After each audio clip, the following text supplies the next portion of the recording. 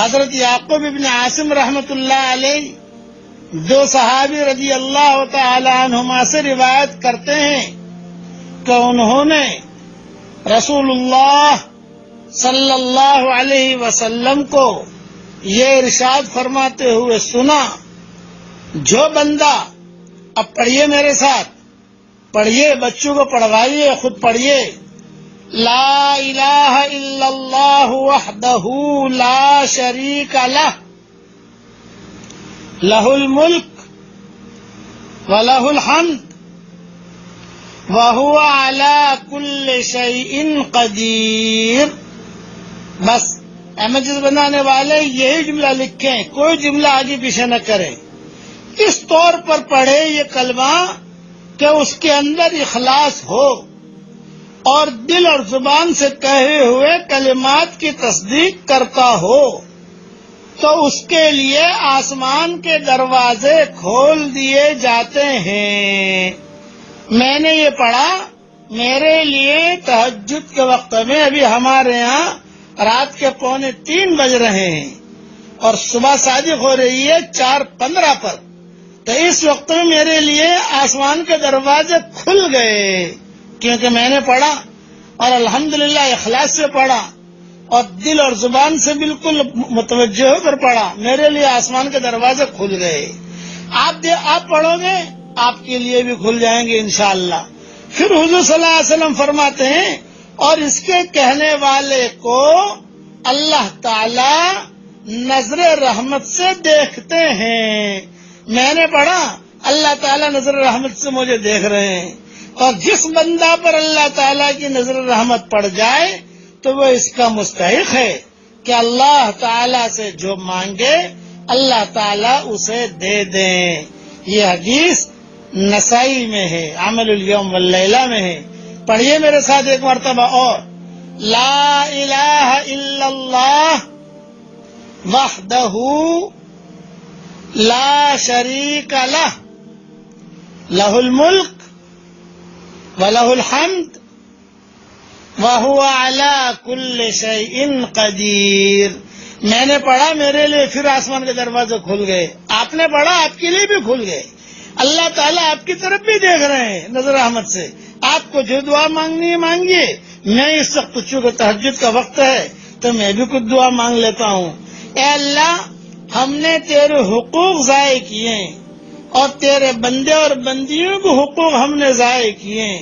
اے اللہ، اپنے حقوق تو معاف فرما دے اور تیرے بندے اور بندیوں کے حقوق ادا کرنے کی تو ہمیں توفیق عطا فرما، اور اگر کمزوری کی وجہ سے یا کاہلی یا سستی کی وجہ سے یا غفلت کی وجہ سے تیرے بندے اور بندیوں کے حقوق ہم ادا نہ کر سکیں تو اللہ ہماری طرف سے حقوق تو ادا فرما دے اور ہمیں ان حقوق سے بری فرما دے۔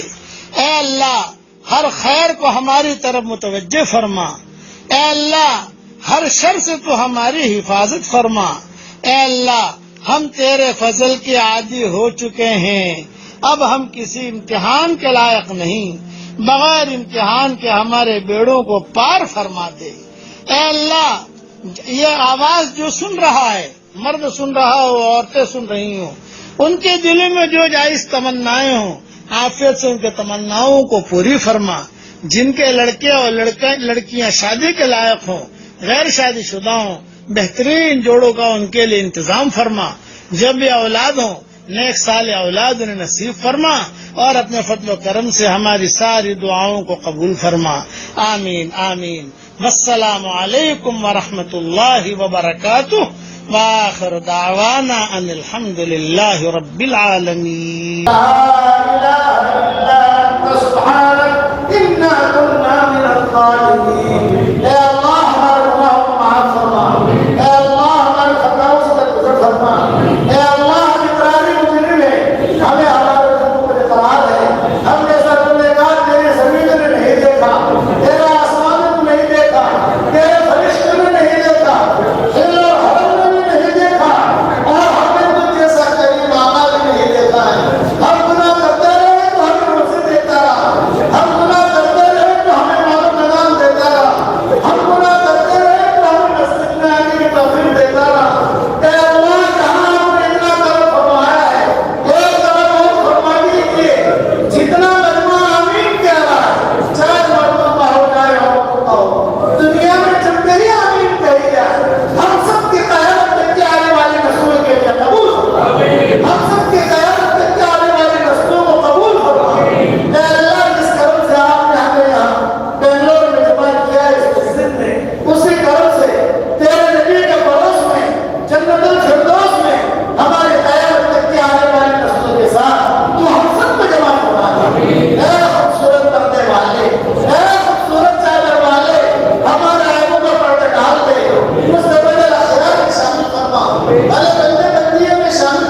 اے